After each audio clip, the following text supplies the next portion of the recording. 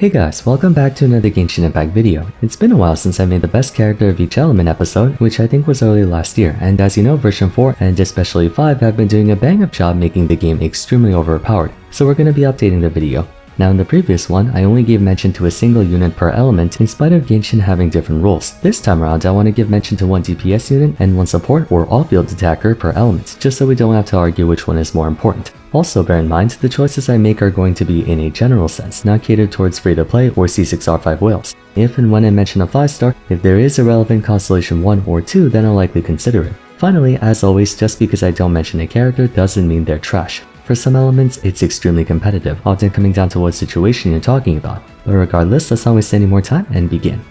Starting with Animo, the best attackers very much it depends. Currently it's a tie between Chaska and Shell, but for different reasons. Not to go too specific in details, but it comes down to one, if we're looking at constellations, for example C2R1 Chaska versus C2R1 Shell, or if we're doing C0R0. Chaska scales a lot better with constellations, but Shell beats their point for point at base. 2, if we're factoring in the rest of their party. Obviously Chaska is a more accessible optimal party composition, while Shell's best party entails very specific units, 2 of which you have to actively go out of your way for. 3, if we can even call Chaska an Animo character, because let's be honest, she's the fakest Animo character in the game. If you're playing her the way she's intended to be played, you'd be hard pressed to say she does any meaningful Animo damage at all. That being said, she's a sensational attacker with fairly widespread party synergy even at C0. She's much more of a single target attacker compared to Shell, who's more of an AoE unit, but she does her job incredibly well, especially with vertical investment. The more you put on her, the better she scales, being the first unit in Genshin to output elemental damage of different types, subsequently being able to create her own reactions. It takes a while to understand the mechanics of her bullets, but it wouldn't be too big of a stretch to call her the best quote-unquote Animo DPS.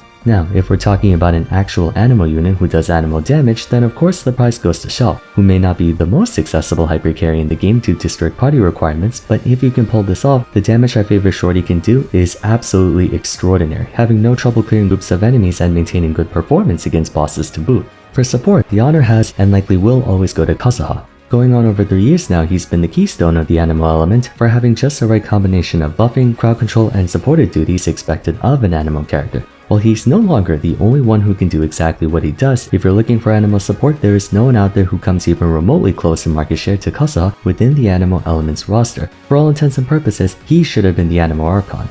Cryo's best DPS at the moment is a hard one to choose because it depends on if you value versatility or sheer overwhelming might. Ideally you should have both, but seeing as the whole point of a DPS unit is to deal damage, I would lean ever so slightly more into the latter. The title for the best DPS goes to Ayaka still. Though nowhere near as strong as she used to be relative to the cast, with the right team and conditions, Ayaka is still one of the best teams in the game, and it's all thanks to Freeze. Grouping enemies together and then gunning them down with their blizzard results in literal thousands of % in damage, especially with the C2. All while her target's unable to move or do anything during that time. Her ability to front load damage also makes her a popular choice in speedrunning if you're interested in that front. Hoyo's unwillingness to make targets freezable is a testament to how broken Ayaka was and can still be if you're actually allowed to do so. Regarding supports, best Cryo support once again comes down to if you care about versatility or general usability, but for me, I think the best Cryo support is going to be Shinho, mostly because she's the only 5-star Cryo support in the game. There are quite the number of 4-star supports, but Shinho is the only 5-star Cryo support. Now, if they can be so kind as to give her a fucking rerun, that would be great, but to talk about her a bit more, Shinho's ability to amplify basically every aspect of Cryo from skills to bursts to normals, shredding Cryo res, boosting Cryo damage, crit damage, every possible thing you can think of makes it so even though she's only good for Cryo specifically, she future-proofs herself by being able to account for all manner of Cryo attacks. Best in slot with Ayaka, but also a decent option for Risley and Ganyu if opting to go Freeze. It's safe to say when another Cryo DPS comes out, Shinho will be a great partner for them as well.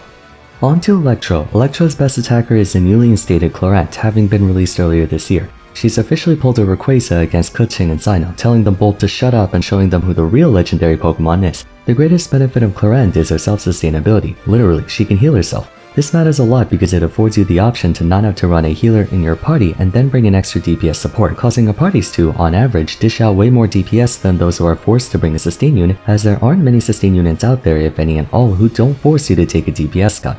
Besides maybe Shallonen. While her uptime could be better, it's not like the other Electro attackers don't have issues with that either. Electro in general is not the most hypercarry oriented element given its reactions are more suited for application, not pure DPS, but regardless, Clorant would easily be your best choice for attacker.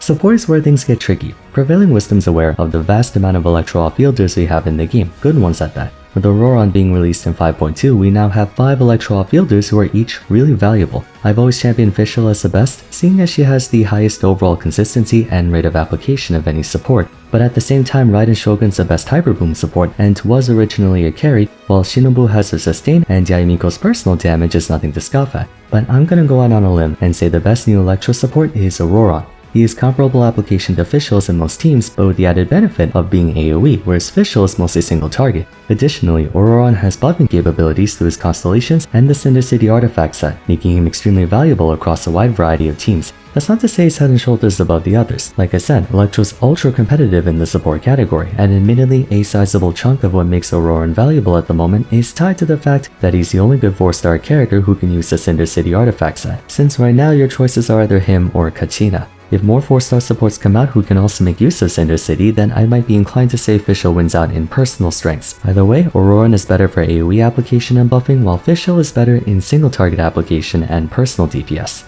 Fortunately, Dendro's a bit on the easier side when it comes to who's the best. Attacker-wise, it's still All Hate Them. All Hate Them was like the first test run of the new generation of attackers, you know what I mean? Consistency, damage, versatility, uptime, self-contained moveset, all that stuff. The quality of attackers before All Hate Them and after are on average like night and day.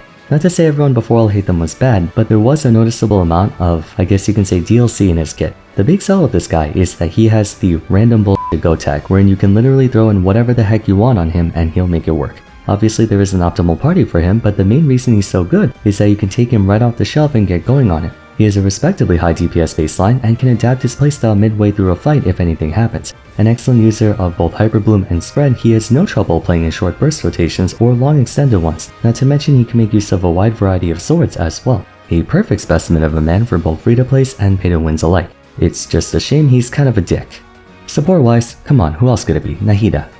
Actually, believe it or not, Baiju comes pretty dang close to Nahida in practical value, but it's still the Dendro Archon through and through. If you're looking for comfy, search the ends of the universe and you won't find someone with the same consistency, uptime, coverage, and damage output as Nahida. This little twerp is a one-stop shop for all off-field Dendro needs, being usable in any manner of Bloom and Quicken teams. The low cooldown on her skill makes it so you can easily apply marks to new enemies that come in, and courtesy of her ultimate, she actually does non-negligible damage herself. Best of all, Nahida can also provide elemental mastery to the party, coalescing every offensive aspect of Dendro together into one tiny package. You basically just need only these two characters to take care of your Dendro needs for the rest of your time playing Genshin. Best Geo DPS is gonna be Navia. Apologies to Ito mains, but Hoyo knows waifus carried the game. There are more top tier female characters than male ones, just saying. Anyways, Navia has proven herself to be a powerhouse, having incredible front-loaded burst potential and a rather simple game plan. Charge up stacks of her skill before letting it rip on nearby enemies. She's an unconventional hyper carry that taxes how well you can understand application for Crystallize, and her ability to stagger her burst damage also counts for situations where you might have to fight more than a single wave. It's also helpful for consistency in that even if God forbid you don't land a crit, your next blast will be coming soon. She does play in an exclusive fashion, but the only condition you really need on her is to get tons of buffs and tons of Crystallize. Simply have at least 2 party members on a team of a different element, whether Hydro, Electro, Pyro, or Cryo, and she's essentially at full strength, meaning you don't have to play for Mono Geo, which in my opinion is a bigger turn-on than incentive. Best Geo support should come to no one's surprise, Shilonen. This woman might be in contention for the top 3 most important units to go for. In virtually any team that features Pyro, Hydro, Electro, and or Cryo, you'd be remiss to not include her, as she comes with a myriad of buffs that apply seamlessly to your party. Elemental Boost, Elemental Shred, Stagger Resistance on Z1, element-specific buffs on Z2, and the ability to also regenerate the active character. The Manlads actually did it. They found a way to make a Geo support that's usable outside of Mono Geo. The one weakness of Shilonen though is that she's functionally unusable in Anemo or Dendro teams, since Crystallize doesn't interface with those elements, but it's not like Dendro is short on supportive options to begin with. Kinda crazy that one of, if not arguably the highest value support in the game, belongs to ironically the worst element. Alright, I was afraid to get to Hydro because remember when I mentioned certain elements are very competitive, it's obviously this one. Conveniently, the best Hydro DPS is an easy one, Neuvillette. Yes, I know this is like the 28th time I brought up Neuvillette in class, but if anything that should only serve to underline how ridiculous he was, especially at the time he came out. The best part is that he's only gotten stronger over time, with his best team now consisting of Farina, Kosaha, and Shilonen. You can clear entire Spiral Abyss chambers off one Hydro Pump, let alone 3. But you know the drill. The value of Neuvillette is that while he's not the highest DPS in the game if we measure his ceiling compared to others, his average output, especially relative to the consistency and ease of access, is so unbelievably high that he continuously ranks in the top 5 most used characters in Spiral Abyss, a record not matched before or since. Calling him the best general DPS unit in the game would be an understatement. Forgiving rotations, persistent damage, huge area coverage, quite possibly the best in the game, self-sustained durability due to building max HP, and huge team flexibility to the point where you can even argue he doesn't always need a shielder at C0. Being a charge attacker and scaling off HP, he doesn't find much use out of units like Yelan, Benin, and whatnot, but he's still flexible with teammates, mostly because he couldn't care less who's on his team since he can do DPS regardless. If Mulanni didn't get nerfed, the race might have been a bit closer between the two.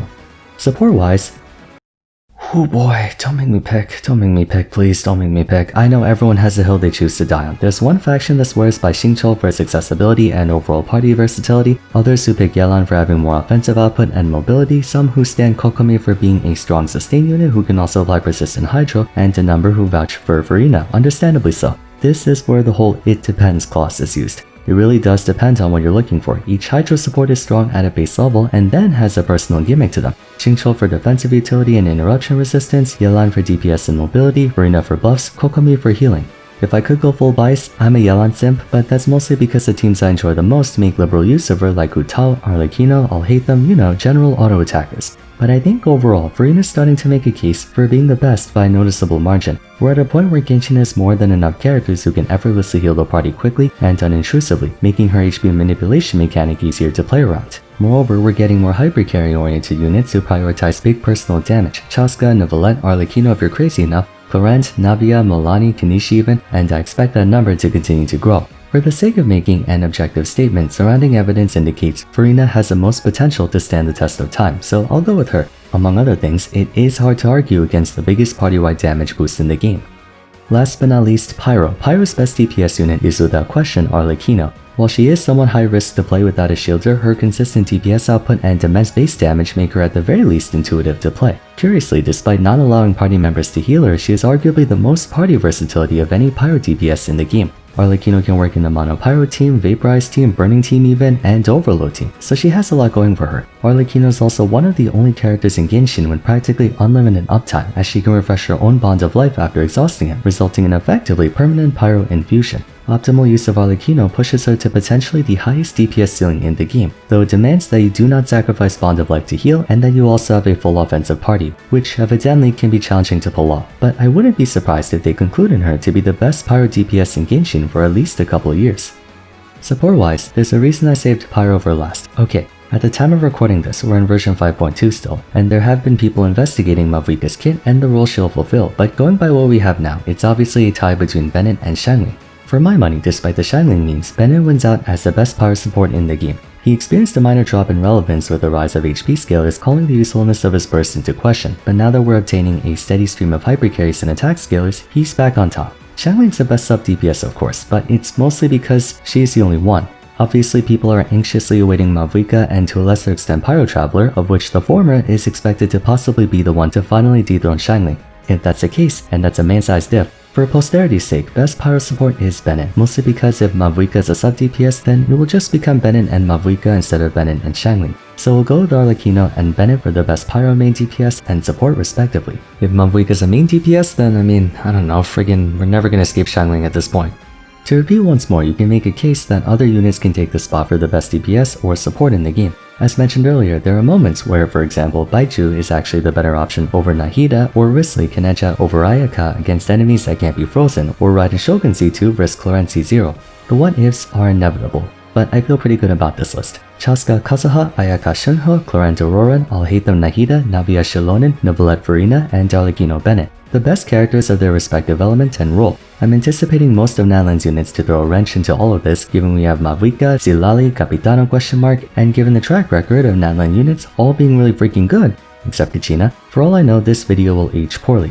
But for the time being, I hope this was insightful to those who needed it and entertaining to those who wanted it. If you enjoyed the video, it would be great if you gave it a like and subscribed. Don't forget to follow me on Twitter at VarsFam, join my Discord server, and check out my other Genshin Guide videos if you haven't yet. But till next time, thanks so much for watching, and I look forward to seeing you again soon. Take care.